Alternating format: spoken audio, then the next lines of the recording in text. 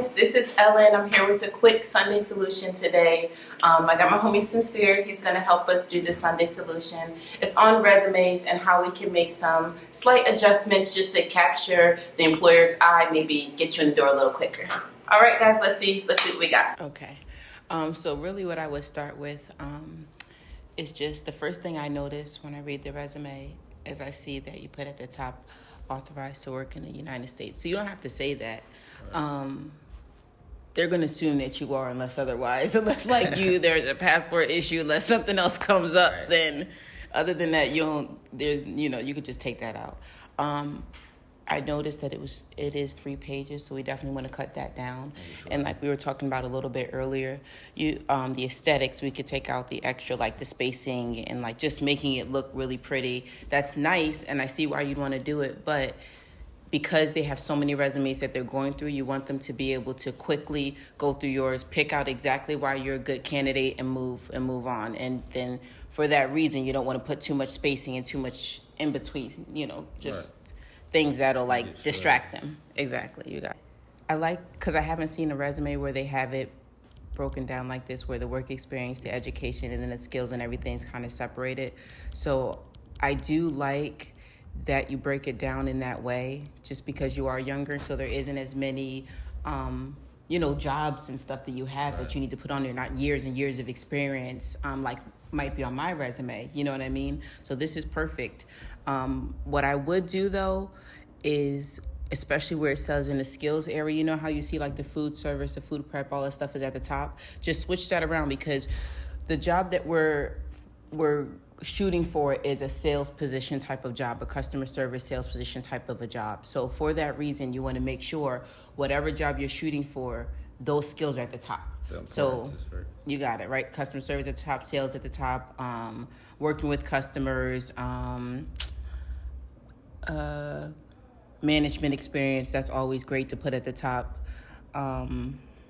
Retail sales, that's great, put that at the top. Supervising experience, you definitely want to put some, I'm assuming, just looking at this stuff, I can tell that you probably have experience with speaking on the phone, yes, or like communicating. So that's something you might want to put on here. I do see something like it, like phone etiquette, but I would just word that a little differently. All right. Just so, I don't know, that you could even put telemarketing experience if you have experience selling items on the phone and things like that. You could even put that in there. That's a little bit more, it just fits what we're trying to do as far as the job we're looking for a little better. Okay. So that's good. I like that you have the driver's license, the life and health insurance. That's great. I would add at the bottom, I will put this at the bottom, the education. See, in mine's, you see how you have a bullet right here, right, where it says supervisor floor sales.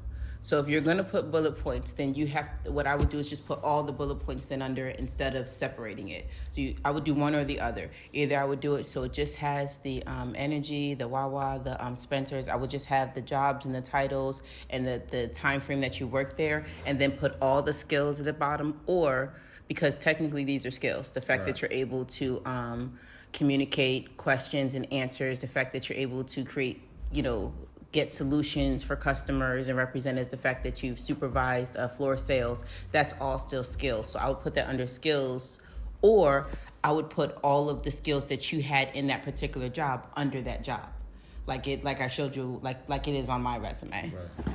So you see all I have at the top? I have my name, address, all that stuff. Perfect. First, you just want to make sure that information is updated. The first thing I noticed on my resume is I haven't updated it in a while because I've, been in my position for some time at my job. So, but you always want to, even if you've been working, you always want to keep your resume updated. You never know what's going to happen. You want to be ready to, take that next best step, whatever it may be. So it's just always better, like every year, just to update your resume, make sure it's up to date. If you're comfortable. If you're not comfortable, maybe every month, maybe sooner. Qualifications, I have that at the top. And the qualifications is based on the job that I'm applying for. So because I was applying for a banking position, banking, you want to do sales, retail, customer service. That's what banking positions, that's what they look for.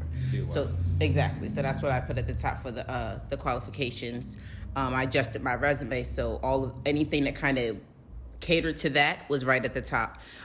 Computer literate, things like that they want to see, because there's a lot of technology that you work with at the bank. There's always updates with different, apps and things of that nature. So you just want to be computer savvy. So that's something that I put at the top. I noticed that you didn't have a lot of that on your resume, but you should, because I know for a fact, as you being younger, that you have a ton of computer experience. And you should say that you're proficient in Microsoft and Apple, and you have they love that. You want to make sure, because think about the people that hire you aren't in your generation. So, they're older. They might not have experience in certain things like that. So that is a skill that they're looking for.